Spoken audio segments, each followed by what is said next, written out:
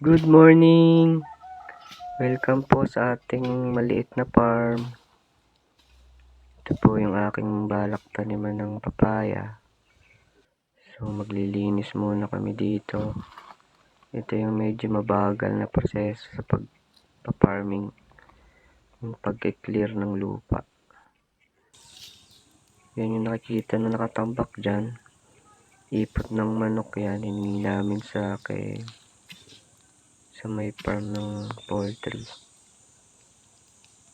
At ngayon kasi summer, nagpe-prepare na para pag tag-ulan nakatanim na. Medyo mainit.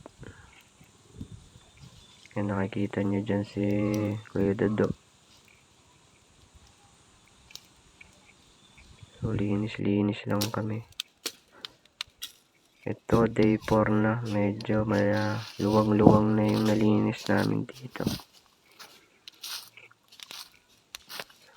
Pag ganitong mainit, nagbe-break kami minsan ng 1 to 3. Napakainit pag tanghali.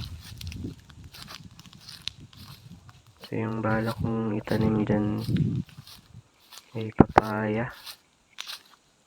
Kasi nakapagtanim na rin ako ng papaya dito sa kabilang side.